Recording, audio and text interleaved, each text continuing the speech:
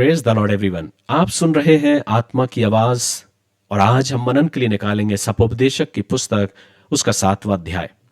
मेरे प्रियो, सपोपदेशक की पुस्तक एक ऐसी पुस्तक है जो मेरे और आपके जीवन की उन बातों को बड़ी गहराई के साथ सिखाती है कि हम मूर्खों के समान अपने जीवन को व्यतीत ना करें, पर हम बुद्धिमान के समान अपने जीवन को व्यतीत करें।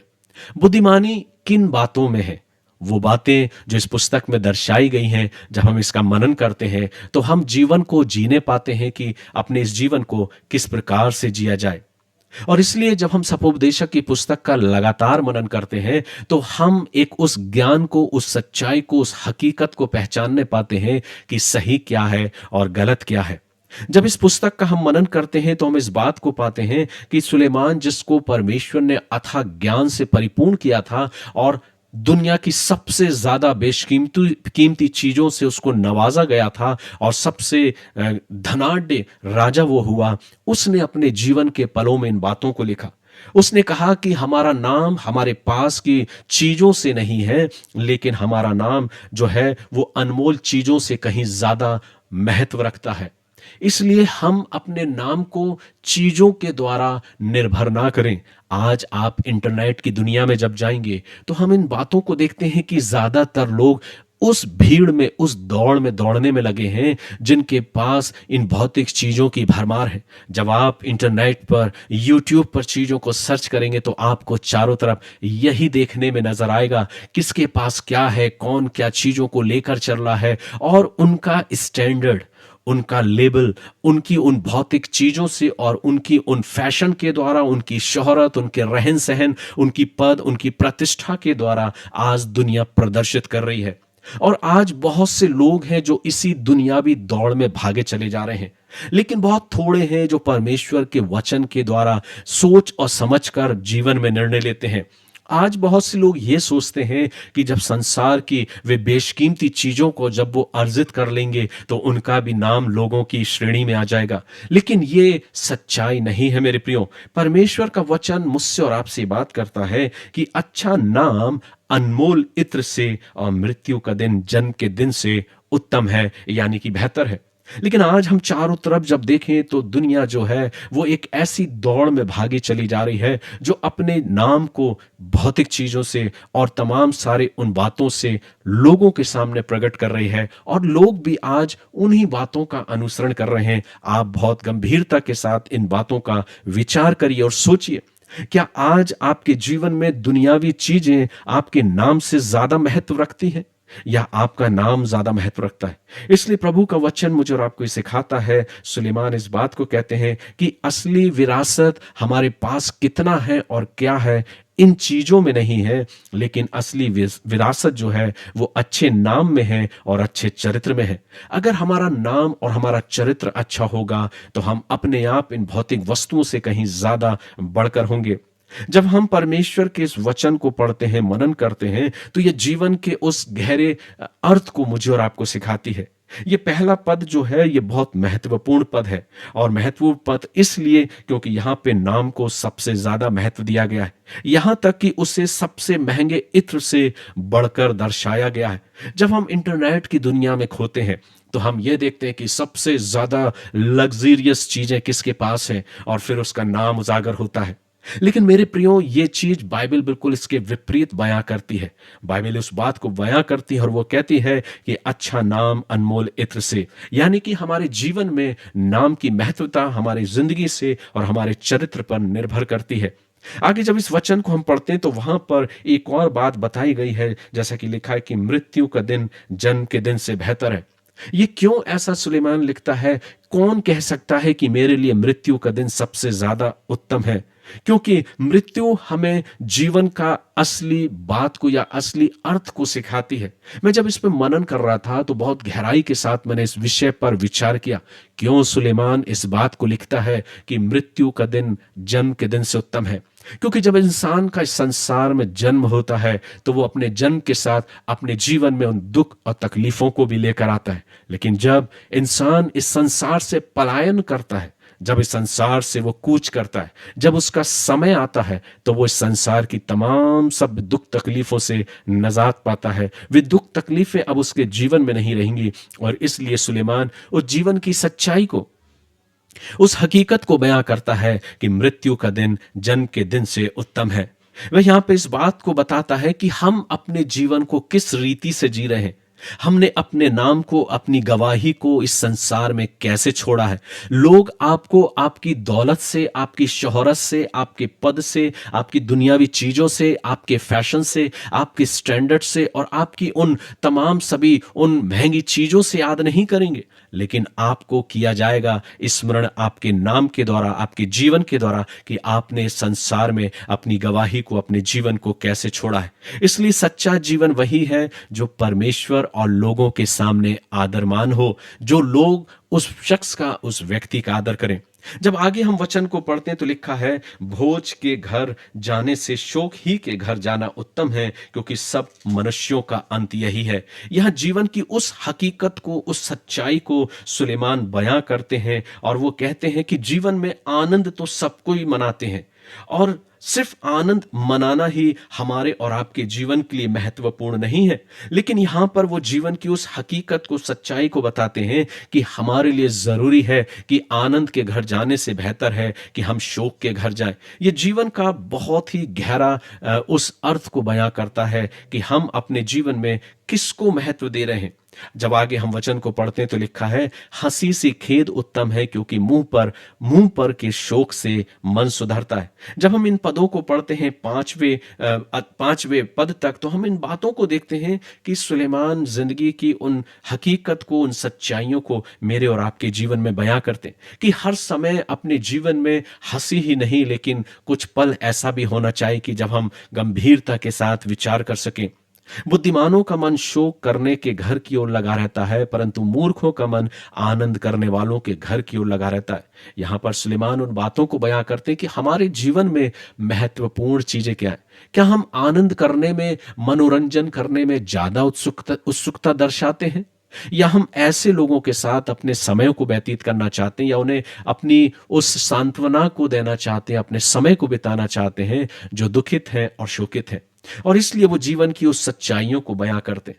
जब हम पांचवें पद से पढ़ते हैं, छठवें पद से, तो लिखा है, क्योंकि मूर्ख की हंसी हांडी के नीचे जलते हुए कांटों की चरचराहट के समान होती है, यह भी व्यर्थ है। जब आप 5 पद से लेकर 10 पदों के बीच में पढ़ेंगे तो यहां पर मूर्ख को एक उपमा के तरीके से प्रदर्शित किया जा रहा है, और उसकी हंसी को उन कांटों की जलती हुई आवाज के समान व्यक्त किया जा रहा है कि जब हम उन कांटों को, जो सूखे हुए कांटों की वो डालें हैं जिनको जलाया जाता है, तो वो एक चरचराहट की सी आवाज करती है, एक शोर करती हैं, लेकिन वो बेकार होती हैं, क्योंकि उसमें आंच नहीं होती, उसमें लौ नहीं होती।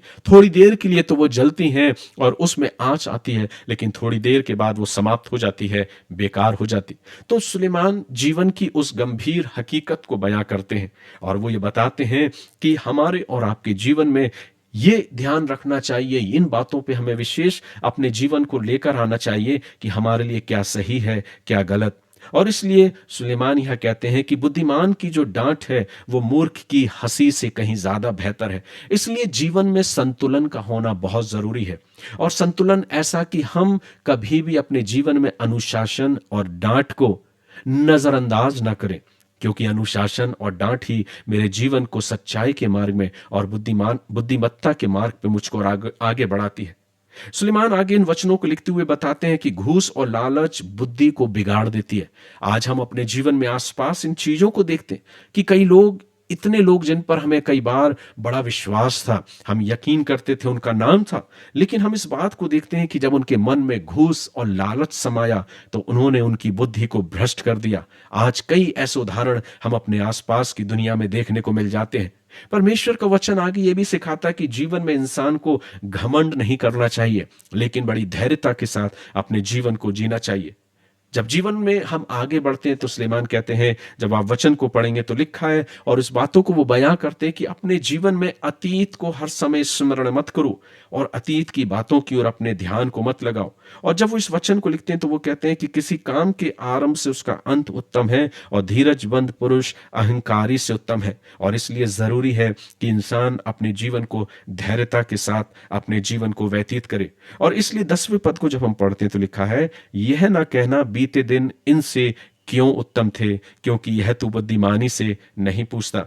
यहां सुलेमान जीवन की उस हकीकत को, उस सच्चाई को बयां करते हैं कि अतीत को मत सराहो। कई बार हम अपने जीवन में अतीत को सराहने का प्रयास करते हैं कि पहले के दिन बहुत अच्छे थे, लेकिन हमें स्मरण करना चाहिए कि प्रभु के बनाए हुए दिन हर दिन एक विशेष उद्देश्य के लिए बनाया गया है। इसलिए ये पुस्तक मुझे और आपको ये सिखाती है कि ये संसार में इस संसार में हमारा जो जीवन है वो क्षणिक जीवन है, और हम और आप इस संसार में अपने जीवन में सिर्फ आनंद और मनोरंजन में ही नहीं, लेकिन इस आनंद और मनोरंजन के साथ जीवन में एक ऐसा संतुलन हो जिसमें हम हर समय को महत्व दें। और वो महत्व है कि हमें कब अपने जीवन में संतुलन बना के रखना है, चीजों के प्रति, अपने जीवन के प्रति, ज्ञान के प्रति। और इसलिए आवश्यक है कि हम और आप अपने जीवन में इन बातों को समझें और ज्ञानवान हो। इसलिए प्रारंभ में सुलेमान कहते हैं कि अच्छा नाम अनमोल इत्र से और मृत्यु का दिन जन्म के दिन से उत्तम है। इसलिए हम और आप अपने जीवन में जिंदगी के उस स्थायी मूल्य और बुद्धि को अपने जीवन में अपनाने का प्रयास करें, जीवन को संतुलित रीति से जिएं, ताकि हम परमेश्वर की योजनाओं को स्वीकार करने वाले बन सके। क्योंकि परमेश्वर ने हर एक चीज को एक विशेष उद्देश्य के लिए तैयार किया है, समय को भी, जिसमें कभी आनंद का पल है, कभी दुख का पल है। और इसलिए जो बातें जब हम सपोपदेशक की पुस्तक में पढ़ते हैं तो ये पुस्तक मुझे इस बात को सिखाती कि सुख और दुख दोनों परमेश्वर की ओर से बनाए हुए अवसर हैं, लेकिन हम और आप अपने जीवन में खुद अपनी जिंदगी को जीने के द्वारा उसका चयन करते हैं। इसलिए परमेश्वर के वचन का जब हम मनन करते हैं मेरे प्रियो, तो प्रभु का वचन मुझे एक चेतावनी भी देता है, और उन चेतावनियों में यह भी सिखाता कि तू अधिक धर्मी भी मत बन और अपने आप को अधिक दुष्ट भी मत बना, अपने आप को ज्यादा धार्मिक रीति से प्रकट मत कर। और इसलिए यहां पर जब हम इस वचन का मनन करते हैं तो बहुत सारी बातें हमें सीखने को मिलती हैं, और प्रभु हमें अपने इस वचन के द्वारा बुद्धिमान बनाने की, उन बातों को सिखाने का प्रयास कर रहा है कि हम उन बातों को सीखें। आज कितने हैं जो इस वचन का मनन करना चाहते हैं, कितने हैं जो इस वचन को समझना चाहते हैं। और इसलिए जब हम इस पुस्तक का मनन करते मेरे प्रियो, तो हम जानते हैं और इस बातों को सीखते हैं कि यह वचन जीवन की गहरी बातों को मुझे सिखाता है। हम और आप अपने जीवन में कुछ भी नहीं कर सकते, लेकिन जब हम परमेश्वर पर भरोसा करते तो वो मुझे जीवन को जीने का एक कला देता है, एक ज्ञान देता है, एक समझ देता है। इसलिए असली बुद्धिमान व्यक्ति वही है, और बुद्धिमत्ता का मार्ग वही है कि जो व्यक्ति नम्रता के साथ, धैर्यता के साथ परमेश्वर के भय में चलता है, वही बुद्धिमान मनुष्य गिना जाता है। इसलिए आइए हम अपने उस तमाम प्रकार की पद, प्रतिष्ठा, दौलत और शोहरत पर, अपने जीवन पर घमंड ना करते हुए, अहंकारी ना होते हुए, लेकिन प्रभु के साथ बुद्धिमत्ता के साथ चलें और उस ज्ञान को अर्जित करें जो प्रभु के वचन में हमको मिलता है। ये पुस्तक मुझे, मेरे जीवन को एक ऐसे मार्ग पर लेकर जाती है जिसमें मुझे सोचने का अवसर मिलता है, विचार करने का अवसर मिलता है। इसलिए आइए हम इस पुस्तक का मनन करें और देखें जीवन की सच्चाई क्या है। प्रभु ने हमारे जीवन के लिए सब कुछ, सारे दिन बहुत बेहतर बनाए हैं, लेकिन हम अपनी बुद्धिमत्ता के द्वारा या अपने मूर्खतापूर्ण कार्यों के द्वारा अपने जीवन को या अपनी जिंदगी को अच्छा और बुरा पर निर्भर करते हैं। इसलिए आइए हम प्रभु के वचन का मनन करें और जो कुछ प्रभु का वचन हमें सिखाता है उसके अनुसार अपने जीवन को व्यतीत करें। मैं प्रार्थना करता हूं कि प्रभु का आत्मा हम में से हर एक जन से बातचीत करे और सुलेमान के द्वारा लिखे गए ये वचन जो परमेश्वर की आत्मा में होके, पवित्र आत्मा की अगुवाई में होके हम तक पहुंचा है। ईश्वर पिता इस वचन के द्वारा आप सभी को आशीष दे। प्यारे खुदावंद, बड़ी शुक्रगुजारी के साथ मैं आपके करीब आता हूं। धन्यवाद देता हूं इस सुंदर और पवित्र वचन के लिए। मैं नहीं और मेरे मन के विचार नहीं प्रभु, पर तेरी आत्मा की आवाज लोगों तक पहुंचने पाए और इस वचन को हर एक सुनने वाले प्रभु तेरी आत्मा के द्वारा स्वीकार करे और अपने जीवन के उस महत्वता को और अपने जीवन की उस सच्चाई को पहचानने पाए और एक ऐसे जीवन को जिए प्रभु जो तुझको प्रिय है। तेरे डर और तेरे भय में होके हम अपने जीवन को व्यतीत करने पाए। सारी बातों के लिए हम धन्यवाद देते हैं प्रभु कि अपने वचन के द्वारा आपने हमसे बातचीत करी। हर एक सुनने वालों पर और हर एक जुड़ने वालों पर आपकी आशीष मांगते हैं। दुआ हमारे उद्धार करता हूं फिर से जल्द आने वाले यीशु नासरी के नाम से को मांगते हैं। सुनिए और ग्रहण कीजिए। आमीन। गॉड ब्लेस यू मेरे प्रियो। प्रभु आप सभी को आशीष दे और मैं प्रार्थना करता हूं कि आप जरूर इन वचनों के द्वारा सपोपदेशक की पुस्तक का जो हम मनन कर रहे हैं इसके द्वारा हर एक अध्याय के द्वारा आप जरूर आशीष को पा रहे होंगे। ईश्वर पिता आप सभी को आशीष दे। God bless you.